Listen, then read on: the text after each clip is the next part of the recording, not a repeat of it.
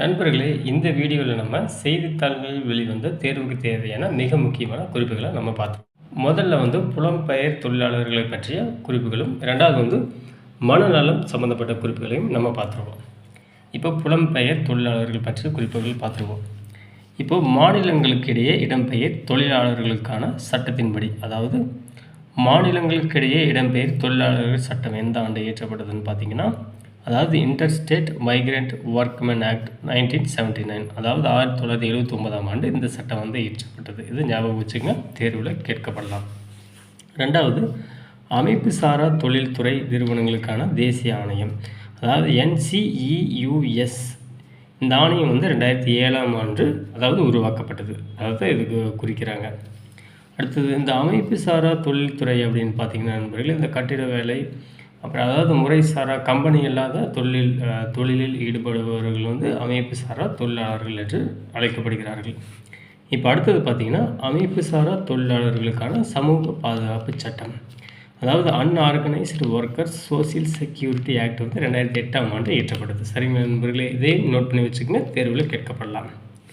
அடுத்தது பார்த்திங்கன்னா, தேசிய தரவுதளத்தை உருவாக்கிட, அதாவது அமைப்பு சாரா தொழிலாளர்கள் மற்றும் இந்த புலம்பெயர் தொழிலாளர்களுக்கான தேசிய தரவுதளத்தை உருவாக்கிட 2021 ஆகஸ்ட் மாதம் இ-ஸ்ரம் இணைய முகப்பு என்னும் இணைய முகப்பை முன்னெடுப்பை மத்திய அரசின் வேலைவாய்ப்பு தொழிலாளர் துறை மேற்கொண்டது. அதாவது இவர்களுக்கான அந்த இணைய முகப்பை இந்த துறை மேற்கொண்டது அப்படின்னு குறிப்பிட்டிருக்கிறாங்க. இதையும் நோட் பண்ணி வச்சுக்கோங்க.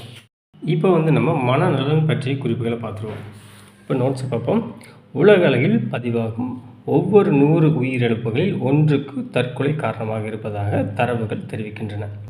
அதாவது 100% உயிரிழப்புகள் தற்கொலை தொடர்பானது அப்படின்னு தரவுகள் தெரிவிக்கின்றன. அதாவது இதற்கு காரணம் குறைந்த வருமானம், சமூகத்தில் சமத்துவமின்மை போன்றவையும் உள்ளன என்பது சுட்டிக்காட்டப்பட்டுள்ளன.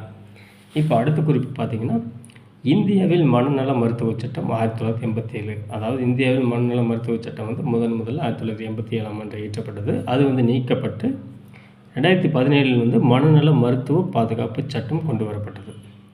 மனநல மருத்துவ பாதுகாப்பு சட்டம் 2017 கொண்டு வரப்பட்டது. இது எக்ஸாம்பிள் கேட்கப்படலாம் நண்பர்களை, நோட் பண்ணி வச்சுக்கோங்க.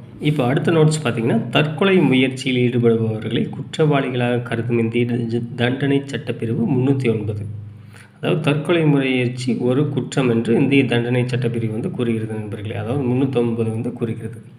இப்போ அடுத்த குறிப்பு பார்ப்போம். தமிழ்நாட்டில் நண்பர்களே 38 மாவட்டங்களில் மாவட்ட மனநல மருத்துவ திட்டம், அதாவது டிஸ்ட்ரிக்ட் மென்டல் ஹெல்த் ப்ரோக்ராம் செயல்படுத்தப்படுகிறது. இப்போ அடுத்த குறிப்பு பார்த்துருவோம். தமிழ்நாட்டில் நட்புடன் உங்களோடு என்கிற பெயரில் அறிமுகப்படுத்தப்பட்டிருக்கும் இச்சேவையை பெற, அதாவது மனநல மருத்துவம் சம்மந்தப்பட்ட சேவை, இந்த சேவையை பெற 14416 என்கிற கட்டணமில்லா தொலைபேசி எண்ணுக்கு தொடர்பு கொண்டு பிரச்சனைகளுக்கு தீர்வு காணலாம் என்று குறிப்பு தரப்பட்டுள்ளது.